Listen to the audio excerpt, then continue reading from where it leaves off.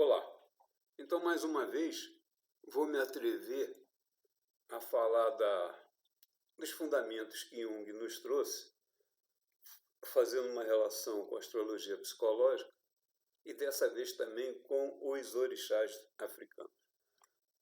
Entenda bem, diferente de Freud, que falou que a gente nasce cru e adquire personalidade pelo caminho da vida, Jung, que bem ou mal era um discípulo do Freud, ou parceiro do Freud, discordou e, pelos estudos dele, determinou que existem 12 arquétipos principais e mais 12 secundários. O que ele chamou de arquétipo? É uma base de personalidade. O que é base de personalidade? Se um ego é puxado mais para Ares é mais forte dentro do ego, a pessoa vai ser líder, vai ser criativa, vai ser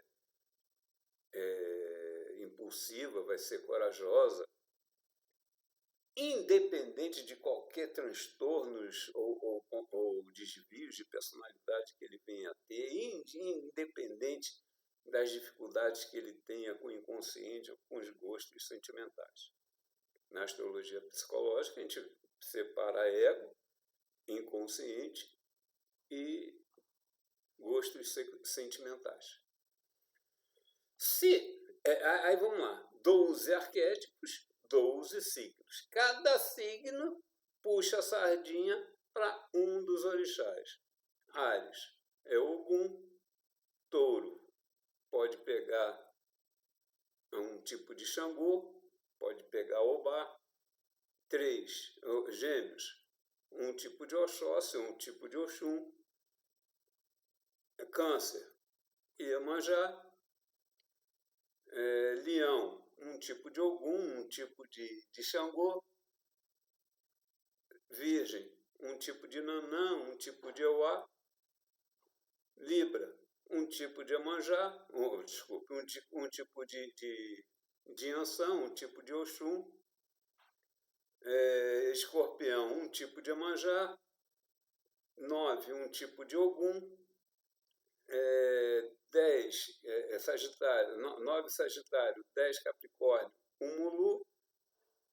Urano, Aquário e Iansã. Por último, Peixe, um tipo de Iemanjá. Eu tenho, então, os 12 arquétipos, que são os 12 signos mais presentes naquele conjunto. Vou botar meu rosto para o lado. Espera aí. Naquele conjunto que eu chamo, que são os formadores do ego, que é o Sol, Mercúrio e o ascendente. Então, dependendo do signo que o ego apresentar com força, vai ser um arquétipo, um dos 12 arquétipos principais. Os 12 arquétipos secundários vêm a ser o quê? Pessoas com ego duplo, que oscila ora para um lado, ora para o outro. Essa combinação de elementos cria uma outra possibilidade de base de personalidade. O que eu chamo de base de personalidade? Entenda bem. Se eu tenho aqui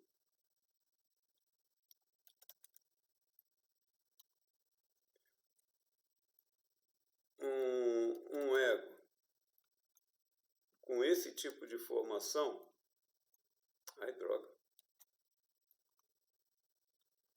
é muito mais foguear, pouco foguear, então os gostos serão puxados para o foguear, os desgostos para o terra tem minoria, as irritações para o água que está ausente.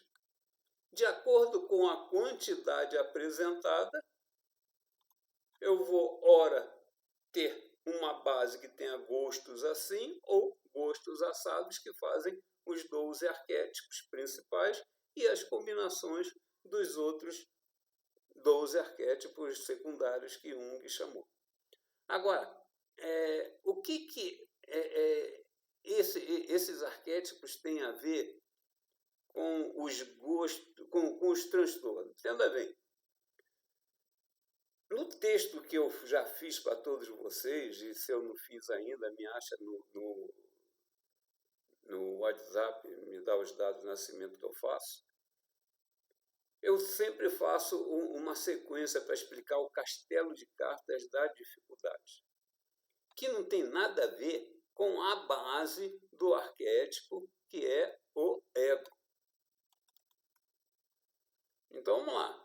Se eu tenho um mau aspecto em Marte, a pessoa vai ter um tanto de medo. Se eu tenho um mau aspecto em Júpiter, mau aspecto que eu digo é entre o Sol e Vênus, tá? Essa pessoa vai ter um certo desânimo. Quando o Marte, Júpiter e o Sol formam algum mau aspecto, ficou tão ruim que eu criei tendências para o pânico. O que é o transtorno? É o medo de sentir medo. Se você tem medo, tudo bem. Agora, se você tem medo e passou por um evento que você está com medo de repetir, então isso virou um transtorno. Aí virou pânico. Pânico de repetir aquele medo. A mesma coisa, Saturno traz a confiança na boa administração. Quando ele está mal aspectado, ele cria desconfiança. Uma desconfiança infinita cria ansiedade. A ansiedade é o quê? É medo de sentir desconfiança. É a desconfiança da desconfiança de ter que passar por aquele evento. É comum, no início da juventude, quando a pessoa está começando a pensar em namorar, fica ansioso, porque já passou vergonha a primeira vez, vai passar a vergonha a segunda vez, fica com medo de sentir medo, ansiedade, vira ansiedade. Quando o mau aspecto pega os regentes do elemento água, esquizofrenia. Quando o Sol e Mercúrio formam uma distância de 30 graus, que nunca chega a 30 graus, mas chega perto, o aspecto no Sol vai ser positivo e em Mercúrio vai ser negativo, ou vice-versa. O que acontece? Bipolaridade, porque o consciente pensa de um jeito, o raciocínio pensa do outro, a pessoa fica no meio do caminho bipolar, ou vai ou volta, ou desiste ou vai, e por aí vai. O borderline é um negócio parecido, porque é com Vênus, não é com Marte. Quando a Vênus e o Sol ficam a 30 ou a 45 graus, o aspecto do Sol vai ser de polaridade inversa à de Vênus. Então, Vênus cria as vontades, os desejos. Então, o consciente tem vontade ou não tem vontade e Vênus está querendo ir ou deixar de ir. Isso é o tal do bipolar. Quando os regentes do consciente, que é o Sol, formam um mau aspecto entre eles ou com o Sol, aqui um mau aspecto nessa linha aqui, eu criei compulsividade. Quando a mesma coisa acontece na linha do raciocínio entre eles ou com Mercúrio, indecisões. Quando essas indecisões se juntam com a bipolaridade ou com o borderline, o negócio fica ao cubo. Mas tudo isso é natureza. Não tem que tratar com tarja preta, você tem que ver isso com o teu karma. Se você recebeu um karma desse através da personalidade do corpo, encara ela. Tente rir das contrariedades que o ego vai dar. Eu não vou falar de todas as contrariedades, eu mostrei aqui um quebra-cabeça, um castelo de cartas. Medos, desmotivados, desanimados, desconfiados, que podem travar suas iniciativas, piorar as suas dúvidas, te fazer mais exigente e seletivo que o necessário, piorar o gosto por fantasiar e dramatizar a vida, que acentua a compulsividade, que pioram a baixa estima e a depressão. Nada disso tem a ver com o arquétipo. O arquétipo são os gostos do ego. Então é simples. O Freud cagou uma goma lá falando que todo mundo nasce cru e adquire personalidade pela vida. O que fez a maioria falar mal da minoria, porque a minoria se fez assim, segundo o que o Freud ditou. E a maioria, como se acha certa, pode ser a mais idiota possível. Vai falar mal da minoria. Eu sou a minoria. Meu ego é muito vantajoso. É 1,5% da população. A maioria não é tão inteligente quanto eu, mas a maioria fala que eu sou excêntrico, que eu sou louco, que eu sou isso, que eu sou aquilo. Fazer o quê? Eu vou julgar eles como errado? Não, eles são filhos de Deus. Eles vão me julgar? Vão. Eu vou me chatear com isso? Eu não. Deus deu livre-arbítrio, deu boca para eles falar. Quem vai sofrer depois da morte não sou eu, é a consciência deles que vai julgar. Então nem aí. Mas pelo menos eu estou jogando semente. Não tem lá a parábola do semeador? Eu estou jogando semente, estou ensinando. Se a pessoa quer acreditar ou me jogar pedra, que se dane. Então vamos voltar à história do arquétipo. Arquétipo é o conjunto de signos que determinam os gostos, desgostos e irritações do ego que dão base a tudo que vai acontecer, porque é o ego que define a situação. Se ele vai sofrer com problemas emocionais, não depende do arquétipo. Se ele vai ter problema emocional, não depende do arquétipo. Se ele vai ter problema sentimental, não depende do arquétipo. Se ele vai ter particularidades muito complicadas e transtornos, não depende do arquétipo. Mas o arquétipo dá base para ver como que cada grupo vai administrar as suas possibilidades. Uma pessoa com signos muito centrados, muito pé no chão, muito isso, muito aquilo, com tendência à compulsividade, vai correr muito menos risco do que aquele que tem uma tendência a aventurar.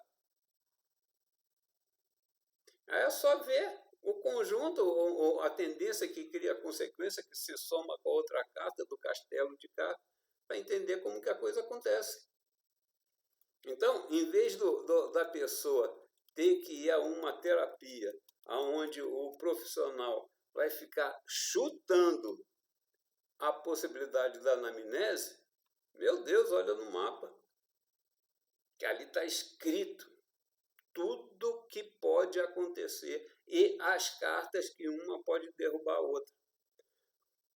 Na consulta, eu digo, olha, se você tem medo que leva a pânico, que leva a travar as ansiedades, que leva a indecisões, que leva a esse...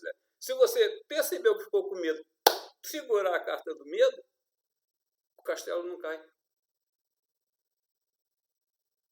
Então, para que serve a anamnese? Para determinar a falha pessoal do paciente? Não, para determinar qual é o castelo de carta, a complexidade, a soma de dificuldades. Se você pega a primeira carta e segura, o resto não acontece. E eu costumo dizer, se a dopamina é o hormônio do prazer, se o ego se ama e foi feito para se repetir, se ele sofrer de um transtorno, o prazer dele é o transtorno. Então, em vez de tomar tarja preta para morrer e o transtorno não aparecer, usa da cabeça para mudar a realidade, focar em coisas positivas, para que o ego não use a dopamina para o que ele queira. Você cria uma nova realidade com o pensamento. Tomou a tarja preta, não viveu o karma que deveria encontrar. O que vai acontecer na sua próxima existência? Repetir, você não viveu. Ok? Então, arquétipo de Jung é um tipo de orixá. Tá na fisionomia, tá na palma da mão. Tá? Esses jogadores de búzio que falam que precisa de búzio para saber orixá, palhaçada. Cada arquétipo tem um tipo de fisionomia, cada orixá tem um tipo de fisionomia. Cada arquétipo tem um tipo de tamanho de dedo, cada orixá tem um tipo de tamanho de dedo, porque o orixá é representante de um elemento. O elemento tem que estar na fisionomia e na palma da mão. Ou ele é representante de um dos elementos, que são 4, ou do conjunto de alguns.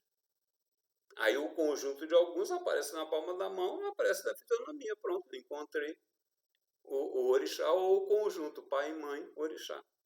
Arquétipo. Aí vem o crente e fala que o orixá é demônio. Existe a igreja da salvação.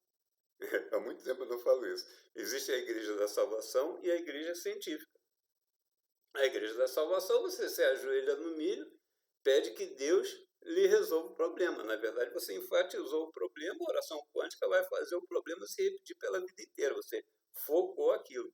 A igreja científica, aí você entende o que é orixá, entende o que é arquétipo, entende o que é isso, entende o que é karma, para você, através do teu livre-arbítrio, resolver o seu karma. Não estou falando mal do crente, nem do católico, nem de ninguém, não. Mas estou falando a diferença. Religião científica e religião da salvação. Religião da salvação é a oração quântica ao contrário. Você foca no problema e o problema não vai embora. Todo texto eu falo. E os problemas emocionais, como tem 90% do chakra do coração repetindo inconscientemente, faz uma oração quântica ao contrário. É ficar reclamando, focando no problema que você queria que acabasse. E o problema retorna, porque você está focando nele. Ok? Então por hoje é só. Gostou, dá o like, não gostou, joga pedra. Aquela história toda, comenta, compartilha. Ajude a tese seguir à frente. Ok? Abraço.